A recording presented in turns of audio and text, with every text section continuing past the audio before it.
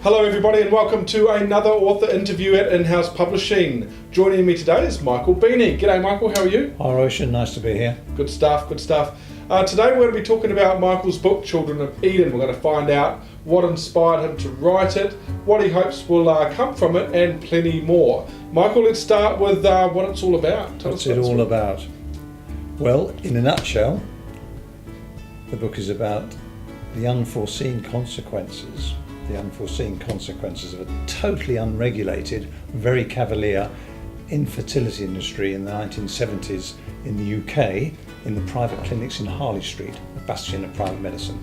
This was a burgeoning industry. It just blew up then, with infertility doctors making a lot of money very quickly, with a production line of patients, paying a measly, very limited group of medical students £3 a sample to furnish this industry, but paying absolutely no account to numbers, and numbers coming from one offspring.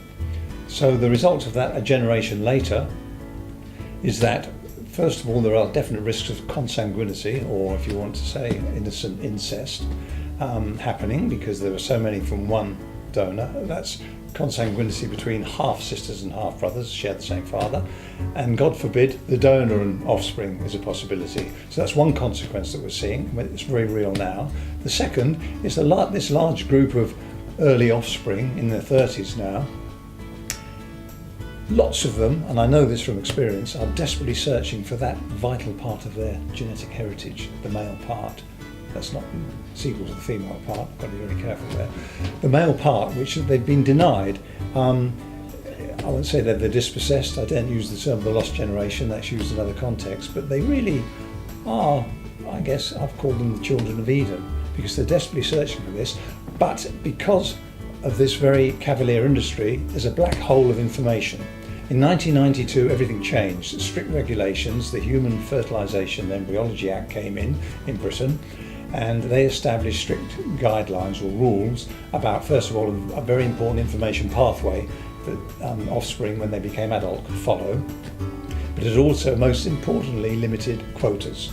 So from any number pre-1992, it was 1 in 5. One donor, 5 offspring maximum, then he's cut off. So that really sets the scene. So pre-1992 Stone Age industry, post-1992, well, you're getting a lot more other technical advances as well, but that was space age. So these two consequences are there, and the main character, a ship's doctor, a middle-aged ship's doctor, who's chosen that career instead of going down the traditional pathway, he's looked, I think, for a carefree, easygoing, pleasurable lifestyle, epitomised by excesses of the forbidden fruit. And he ruminates on the ship regularly, not just about his lifestyle, but all sorts of philosophical things. And he ruminates about this, and also about his donor days. He was a donor. So if I might quickly say, he, on 2 counts, has scored a double whammy against the Garden of Eden metaphor, which resonates very strongly with the story. On one, he has had too much forbidden fruit, and 2, he took part in what nature regards as an unnatural process. It's a bit unfair to say that, but it is really artificial insemination by donor. So, the plot unravels, characters are on a collision course. Will nature catch up and take its revenge? Let's stop on that for a minute, because we don't want to give too much of the story away, but we're kind of at the start of what you've been saying. It's very real, and this account happened in the 70s, so I'm thinking, are you explaining a non-fiction book to me? And I know it's a novel, but let's kind of make this very clear. Part of this story of the Children of Eden is actually based on your life. I knew you were going to say that. A lot of people have said this. Is it an autobiography? I categorically deny it.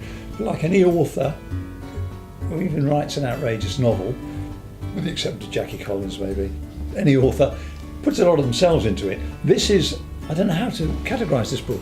It's fiction, officially, but I don't like the term faction, but there's so much of me in it, or at least my experiences from as a donor, right at the coalface, and as a doctor, with all my medical knowledge. I believe that with all creativity, the writing process especially, the ideas and the themes and the plots and the characters, they all come from our own experiences. And I think in this case, it's a little bit more clearer because A, you're a medical student back in the 70s, B, you participated in this program back then. Absolutely. And you were a ship's doctor for 20 years. Perfect. The rest of it we know is fiction, but Yes. it's based on those experiences. So what inspired you to write a book about all this? Well, those three elements, you're quite rightly, have filled out the book tremendously. My inspiration, I have to say, it sounds a bit trite, was probably I have a creative urge, like many people. I think I'm, personality-wise, more artistic than scientific. I follow the scientific pathway. I paint a lot, and I've always wanted to write a book. They say there's a writer in everybody, or there's a book in everybody. So that was the first thing. But very quickly, as I've got older and reflected more, had time, I've thought about this process, which in the beginning, when we were medical student donors, we didn't give a thought. We were completely oblivious. All we were interested in was the £3 a shot. Since then, I've realised that a life is involved. It sounds a little bit sentimental, but we've produced a life. In fact, we've produced lots of them from those early days. And so I felt, I don't know, maybe there was a self-purging element, a closure element for me in writing the book.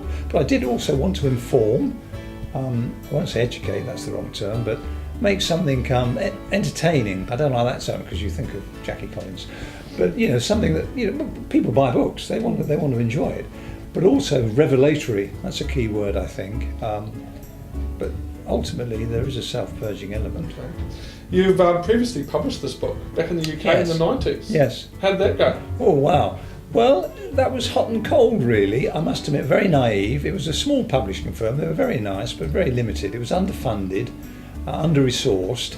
I was naive from marketing point of view and even confidence. And apart from one very good exposure on a prime time BBC chat show with Vanessa Feltz, who's very well known, when I was part of a panel. Apart from that, when I got very confident, it didn't really take off. I don't think I put much into it myself. I expected it just to take off.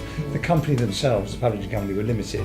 And I think when it didn't take off in the way I anticipated naively, I sort of lost interest, and I took it as a comment on the quality of the book, and which I've since changed. I think I should hope so. Well, we've gone through this journey quite a bit, and it's not just myself that's participated in it. There's been quite a few people here at InHouse that have been involved, and the story certainly holds weight. So, regardless of the outcome of the book back in the UK, this is a story of value and something you should be very proud of. And I think you got pulled onto the Vanessa show for a reason. You had a panel of people there that were all connected to what happened in the 70s in some way. And I've seen this interview, and you seem to be a focal point. Correct. I was almost embarrassed. I was pleased. I mean, I must admit, I was very hard-necked. I wanted to get the book promoted from that one interview, and she stopped me. That's what I would have wanted. If you're a publisher back in the 90s, I'd be saying, make sure you talk a lot about the book. Well, I tried to get into the conversation, and Vanessa stopped me, but fortunately, most of the audience were young people, and they hadn't been prompted, wanted to ask me questions, and not the other 5 members. A couple were medical journalists. One very prominent one was a medical facility expert, very pompous, rather arrogant, didn't like me at all. He didn't like me getting all the limelight either. And I hope I answered the questions. They were very interested. They wanted to know about me. They wanted to know if I ever met one of these people. They wanted to know about how you felt. That's what I saw, is that like you've got this analytical approach that you took with the other panellists, or you could go to the guy that actually contributed to this and see how he feels now that this has all happened and it's changed. So I think that was pretty awesome to watch, and I think you did well. Thank you. Let's get back to this book for a moment. What do you see happening with Children of Eden? What's your ultimate goal here? Well, that's a sort of double-edged question. Firstly, if I might say, and this is not, you haven't prompted me to say this, I think this present book that you've done compared to the first one is 1,000,000 times better. It's a beautiful production. So do I. Well, I haven't been prompted to say that. I would look at it on the shelf, and I think it's very nice. I'm really overawed by it. But to answer your question, Children of Eden, double-edged question. First of all, the book itself, I hope to reach a much wider audience, obviously, because I think it's a good story. It's from a unique perspective. A donor himself at the coalface in the early days, a doctor, so there are no problems with describing all the medical aspects in a very fluent way, which people understand, but not belittling. And I think I didn't even have to research that. And finally, a ship's doctor. So that gives a bit of another dimension, another layer to the book. Ship's doctor at sea working on cruise ships. So I'm hoping the book gets a much wider publication. Children of Eden themselves, I've designated this large group of offspring who are desperately searching and getting into a black hole, really, of information. I hope the book, I don't know, gives them some greater information and some sort of closure as to what really went on, and may possibly even end up at them finding their half of their genetic heritage. Well, I commend you for looking back 30, 40 years later and wanting to make that kind of impact on another individual or individuals. I think that's really, really spectacular that you want to take that approach. If you guys would like to get a copy of Children of Eden, which I strongly recommend you do, it's a great story, jump onto Michael's website. It's behind me and it's also coming across the screen. You can also pick this up from the InHouse bookstore and Amazon. Michael, thanks so much for coming in. My pleasure, Ocean. Cheers, mate. Thank you.